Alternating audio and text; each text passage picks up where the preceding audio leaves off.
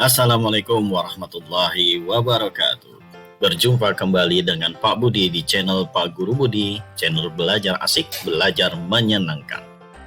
Sebelum kita lanjut, ada baiknya silahkan klik tombol like, subscribe, komen, dan share-nya agar channel ini dapat terus berkembang. Halo anak-anak hebat, cerdas, soleh, dan solehah. Apa kabar? Mudah-mudahan kalian dalam keadaan sehat dan senantiasa Allah lindungi kalian beserta keluarga dari segala keburukan maupun penyakit di masa pandemi ini maupun di masa-masa yang akan datang. Oke, dalam kesempatan kali ini Pak Guru Budi akan membagikan video pembelajaran tentang merubah bentuk pecahan bagian kedua. Namun sebelum kita lanjut ke dalam materi, maka ada baiknya kita berdoa dulu agar segala materi yang akan kita pelajari mudah untuk dimengerti. Allah bantu kita untuk memahaminya. Yuk kita berdoa. Bismillahirrahmanirrahim. Allahumma zidni ilma warzuqni fahma. Lanjut. Nah, tentunya kalian masih ingat ya, pecahan terdiri dari pecahan biasa, pecahan campuran, desimal, dan persen. Nah, yang akan kita bahas dalam video ini memiliki tujuan pembelajaran, yaitu satu, setelah menyimak video ini diharapkan kalian dapat mengubah bentuk pecahan biasa ke bentuk persen dan sebaliknya dengan benar. Yang kedua, mengubah pecahan desimal ke bentuk persen dan sebaliknya dengan teliti dan benar. Langsung saja kita masuk materi pertama, mengubah pecahan biasa ke bentuk persen dan sebaliknya. Nah, kalian masih ingat bahwa persen juga merupakan pecahan. Dia adalah pecahan berpenyebut khusus, yaitu penyebut 100. Maka mengubah pecahan biasa ke persen ya merupakan atau sesungguhnya adalah merubah pecahan biasa ke pecahan senilai berpenyebut 100 ya. Nah, kita langsung saja pakai contoh dah kalau begitu. Misalkan yang akan kita rubah adalah pecahan 1/2. Maka pecahan 1/2 ini kita rubah penyebutnya menjadi 100, atau kita harus mencari pecahan senilai dengan 1/2 yang berpenyebut 100. Nah, dari 2 ke 100 ini berapa kali lipat? Nah, bisa kita cari dengan cara membagi 100 dengan 2, maka didapat 50. Bawah dikali 50, atas juga harus dikali 50. Ingat ya, matematika mengajarkan kita selalu adil. Nah, maka sudah kita dapatkan pecahan senilai dari 1/2 berpenyebut 100, yaitu 50/100. Maka 50/100 ini dapat kita tulis menjadi 50%. Oke, mudah ya? Mudah. Nah, contoh yang kedua, misalkan 1/4. Ini bentuk persennya berapa ini? Maka bisa dicari dengan cara 1/4 kita rubah menjadi bilangan ya per 100. Nah, berapa kali lipat nih dari 4 ke 100 ya? Atau kita langsung saja 100 dibagi 4 berapa? Jadi 25. 25 kali 4 atau 4 kali 25 sama dengan 100, maka bawah dikali 25, atas dikali 25. 1 kali 25 hasilnya 25. Sudah didapat nih pecahan senilai ya dari 1/4 dengan penyebut 100 adalah 25/100. 25/100 dapat kita tulis dalam bentuk persen menjadi 25%. Mudah ya? Oke, mudah. Kalau mudah, kita pelajari lagi proses sebaliknya atau proses kebalikannya, yaitu dari persen ke pecahan biasa yang paling sederhana. Kita ambil contoh, misalkan 10/100. Kita ambil contohnya 10%. 10% dulu nih tulis. Ya. 10% sama dengan berapa nih bentuk pecahannya. Maka ini bisa dicari dengan cara merubah dulu nih 10% menjadi pecahan per 100. Baru setelah ini kita perkecil dengan FPB. FPB dari 10 dan 100 adalah 10. Maka kita bagi pembilang dengan 10, penyebut dengan 10. Maka hasilnya 10 dibagi 10 adalah 1. 100 dibagi 10 adalah 10. Maka bentuk pecahan paling sederhana dari 10% adalah 1/10. Udah ya. Oke, contoh berikutnya. Kita pakai 15%. Berapa pecahan biasa? Caranya sama. Kita tuliskan dulu dalam notasi pecahan per 100. Jadi 15/100. Nah, kalau sudah, baru kita sederhanakan dengan FPB. FPB dari 15 dan 100 adalah berapa? 5, betul. 5. Maka pembilang atau atas dibagi dengan 5, maka bawah juga harus dibagi dengan 5 atau penyebutnya dibagi dengan 5. 15 bagi 5 hasilnya 3. 100 bagi 5 hasilnya 20. Maka 15% bentuk pecahan sederhananya adalah 3/20. Mudah ya? Oke, mudah. Nah, bagaimana nanti kita kembali ke sebelumnya, mengubah pecahan yang penyebutnya sulit untuk dirubah menjadi pecahan berpenyebut 100. Ini kita harus merubahnya ke bentuk desimal dulu. Sekarang kita masuk ke materi berikutnya, yaitu mengubah pecahan desimal ke bentuk persen dan sebaliknya. Nah, sebelumnya kita ingat dulu nih nilai tempat desimal. Nah, di sini ada bilangan desimal 0,359. Nah, di depan koma itu berurutan nanti satu angka depan koma, 2 angka, 3 angka, dan seterusnya. Itu nilai tempatnya merupakan satuan, ratusan, ribuan, dan seterusnya. Dan di belakang koma, maka nilainya berbeda menjadi pecahan. Satu angka di belakang koma per 10, 2 angka di belakang koma per 100, 3 angka di belakang koma per 1000. Nah, ini mesti diingat nih. Ya. Dan di sini angka 3 nilainya 3/10, angka 5 nilainya 5/100, angka 9 nilainya 9/10. Ingat itu nilai angka di belakang koma. Oke, sekarang kita masuk mengubah pecahan desimal ke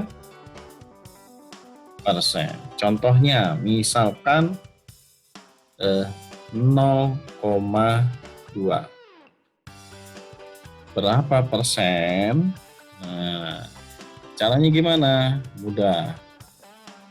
0,2 ini baru satu angka di belakang koma. Nah, untuk yang sedemikian, ingat pelajaran terdahulu bahwa jika menambahkan 0 sesudah ada tanda koma di bagian akhir, ya di bagian paling belakang, maka tidak merubah nilai.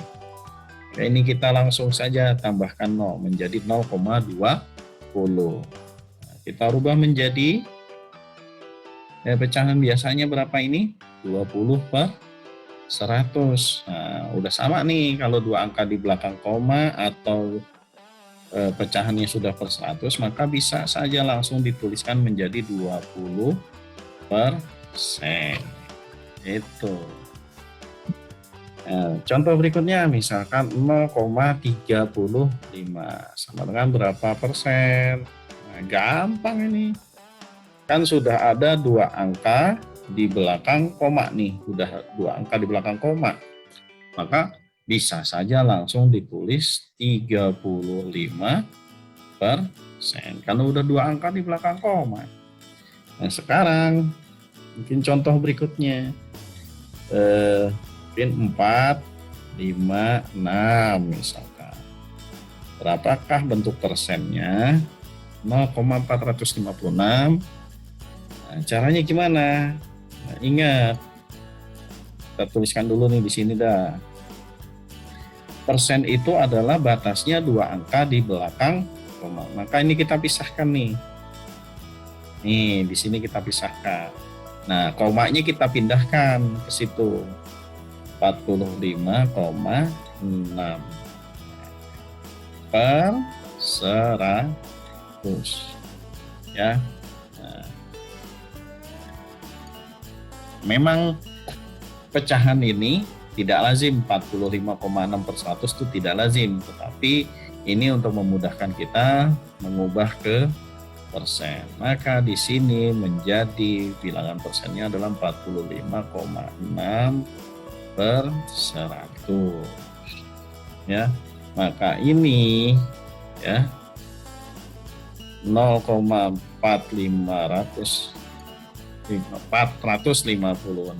dirubah menjadi persen, ini sama dengan ya 45,6 persen.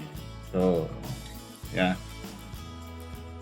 Nah, cara ini nanti juga bisa digunakan ini yang 3 angka desimal ini ya, apabila menemukan ya pecahan yang berpenyebut ya, sulit untuk dirubah menjadi berpenyebut 100 nih. Kita pakai yang ini nih, yang ketiga ya. Nah, seperti apa contohnya? Nah, kita coba cari contohnya. Misalkan 1 per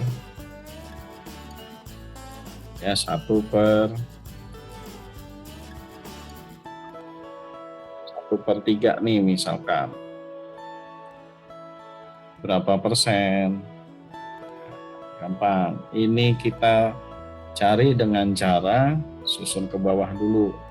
Seperti yang sudah kita masukkan, ini angka yang di dalam kurungnya adalah angka pembilang, di luarnya adalah 1 dibagi 3 tidak bisa, maka pinjam. Sebelum kita pinjam, tulis dulu 0,5. Di sini di dalam menjadi 10.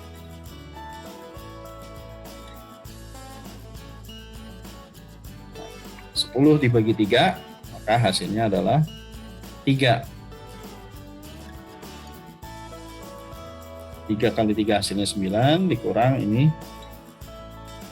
10 kurang 9, 1. 1 nggak bisa dibagi 3, tambahin 0 lagi. 10 bagi 3, maka hasilnya 3 yang mendekati ini 9. Kurang lagi hasilnya 1. Nah, ini nggak selesai-selesai ini. Kalau seperti ini, kita selesaikan sampai 3 angka di belakang koma, boleh. Nah, ini minimal ya, 3 angka di belakang koma. Maka ini jawabannya tak tertinggal. Maka di sini tulis aja 3. Nah, kalau sudah menjadi 3 angka di belakang desimal, maka ini bisa kita rubah nih. Ya, caranya seperti tadi. 333 kita batasi di sini, ini menjadi 33,3 per 100. Nah, ini hasilnya sama dengan 33,3 persen. Nah,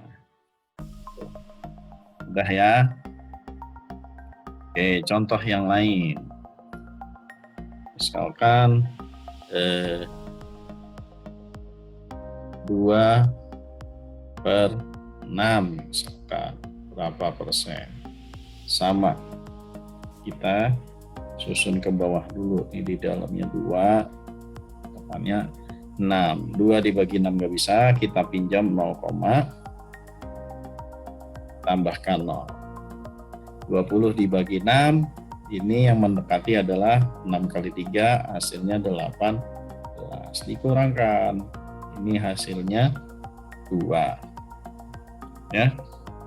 Nah, tambahin 0 lagi, dibagi 6, 20 bagi 6, balik lagi 3 lagi, ini 18. Dikurang lagi hasilnya 2, tambahin 0 lagi, sini 3 lagi. 20 dibagi 6 sama dengan 18, tidak selesai, maka ini tak terhingga, cukup sampai di sana. Nah, sama ya hasilnya seperti tadi. Kenapa sama? Karena 26 juga senilai dengan 1/3. Ini biar mudah aja Pak Budi. Ini bisa kita tulis 0,333. Ini kita pisahkan. Jadi kita rubah menjadi 33,3 per 100. Ya. Maka ini bisa menjadi persen 33,3%. Ya. Nah, kalau minta 2 angka di belakang koma ya berarti pembagiannya sampai 4 angka di belakang koma. Begitu, mudah ya. Nah, mudah-mudahan bisa, insya Allah. Oke, kalau sudah bisa ya, kalau sudah paham, sekarang saatnya untuk menguji kemampuan kalian nih ya. Nah, mari berlatih. Silahkan kalian kerjakan di buku tulis, kerjakan dengan cara agar guru kalian bisa mengkoreksi dan mengetahui kesulitan kalian ada di mana. Jadi nanti bisa lebih jelas lagi untuk menjelaskan. Jangan langsung jawabannya. Nanti kalau langsung jawabannya Pak Guru atau Bu Guru tidak tahu nanti kesalahan berpikir kamu di mana. Oke, silahkan kerjakan. Kalau nanti sudah dikerjakan, difoto, pastikan hasil fotonya bagus. Kirimkan melalui Google Classroom maupun media lainnya. Oke, mudah-mudahan ini bermanfaat dan kalian bisa memahami semuanya. Kita tutup dengan membaca basmalah. Alhamdulillahirabbil alamin. Jangan lupa setelah selesai dan mengirim hasilnya ke classroom, kalian berdoa sesudah belajar. Oke, terima kasih. Assalamualaikum warahmatullahi wabarakatuh.